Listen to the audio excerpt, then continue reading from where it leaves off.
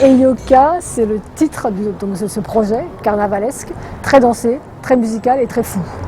On lâche dans la ville des fous furieux, des sortes de petits monstres qui ont chacun, par groupe en tout cas, une identité particulière, qui peuvent être impertinents, qui sont bruyants. L'idée, c'est vraiment de remettre la fête dans le bon sens, de réveiller aussi, je dirais, le goût du bizarre, le goût de l'irrévérence également, et puis d'avoir une contagion positive. Enfin, on vient de vivre des moments un peu compliqués avec un virus qui nous aura bien abattus, bien empêchés.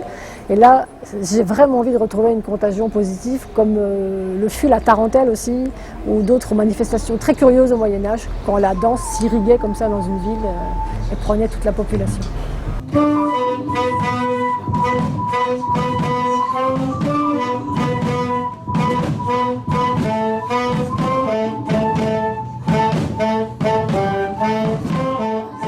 Eyoka, effectivement, ça diffère de ce qu'on peut avoir habituellement. C'est rare que le théâtre propose des programmations en dehors de la salle et notamment dans l'espace public. Mais là, c'est une aventure qu'on construit depuis un certain temps avec la compagnie Pernet, parce que la compagnie Pernet, elle est en résidence au théâtre depuis déjà 4 ans. La résidence de la compagnie va s'arrêter maintenant, mais avec un beau final, puisqu'on attend quand même plus d'une centaine de participants, entre 100 et 150, qui ont travaillé autour de ce projet-là.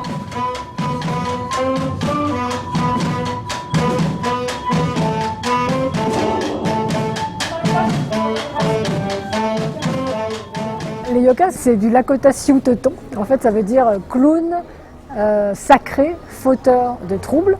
Et c'est une culture, enfin la culture des Indiens des plaines en général et des Indiens d'Amérique en particulier, c'est une culture que j'adore depuis l'âge de 8 ans et qui est férue de danse. La danse fait partie de la culture et de tous les aspects de la vie.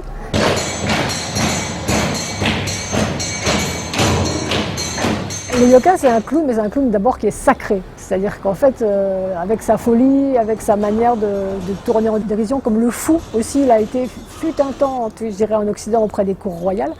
C'est une manière de dire les choses, avec un miroir déformant et parfois un peu burlesque. Et le clown sacré, fauteur de troubles, rappelle étrangement le carnaval d'antan en Occident, où on faisait quand même un peu les fous aussi, avec beaucoup d'impertinence et on essayait d'exulter comme ça toutes les peurs qu'on avait à l'époque.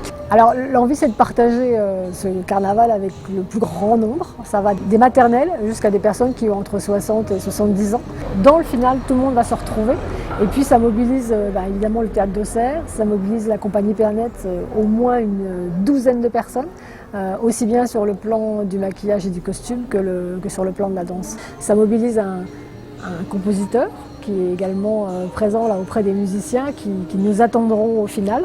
Et puis ça mobilise beaucoup d'amateurs qui parfois n'ont jamais fait de danse de leur vie. Parce que notre spécialité, nous, c'est de mettre tout le monde en mouvement, même si on n'a aucun bagage et aucune histoire avec le mouvement.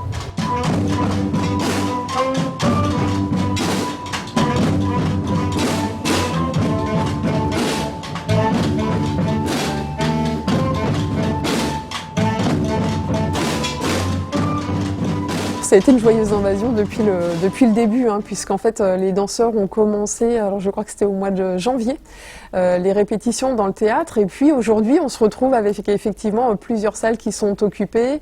Au foyer bar on a les danseurs, dans le studio on a les musiciens, on est dans l'endroit de répétition des musiciens.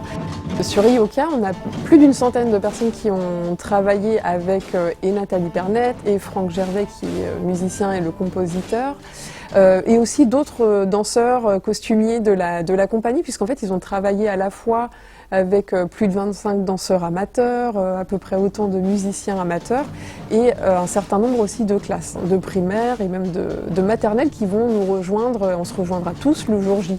Donc toutes ces personnes sont autant de porteurs du spectacle, et c'est vraiment comme ça qu'on l'envisage aussi, c'est-à-dire que on sent que notamment dans les adultes, que ce soit les danseurs, les musiciens, tous ont vraiment envie d'en parler autour d'eux et de répandre cette joie du carnaval dansé auprès de leurs connaissances également.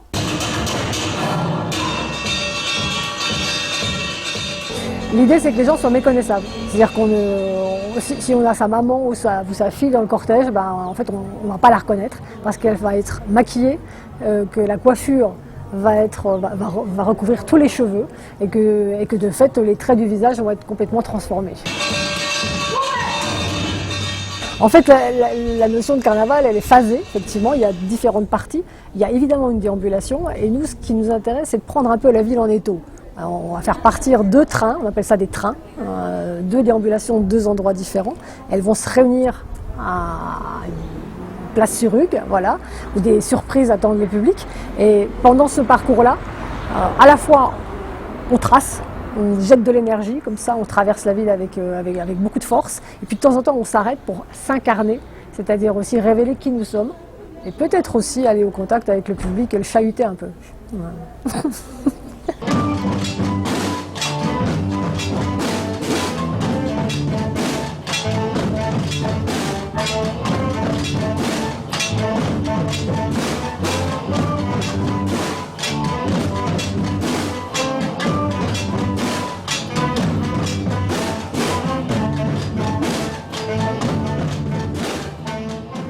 C'est un spectacle et un carnaval, mais qui est participatif, de manière à toucher vraiment l'ensemble des habitants et des publics qui peuvent venir à la rencontre ou juste être surpris, c'est-à-dire qu'ils sont là, passants, et puis ils vont voir cette proposition qui va forcément les interpeller et donc peut-être les amener aussi plus loin, les amener dans la danse.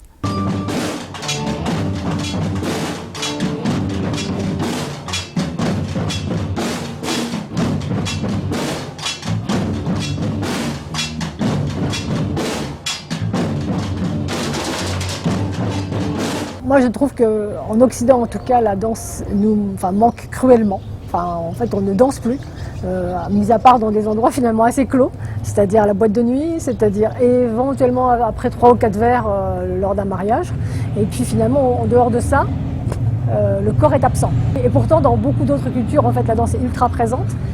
Chez les Indiens d'Amérique, on en parlait, en Asie, en Afrique. Donc moi, mon objectif dans les 6 prochaines années, c'est de remettre vraiment de la danse dans nos vies. Et de lâcher la danse dans la ville également, une chose qui n'existe pas, dans un mouvement extraordinaire, mais aussi de questionner le rapport du mouvement à la spiritualité, à la fête, et puis à tout ce qui nous environne, c'est-à-dire aussi le monde de la nature, la forêt, les animaux, enfin bref. Donc une version assez animiste aussi de cet art.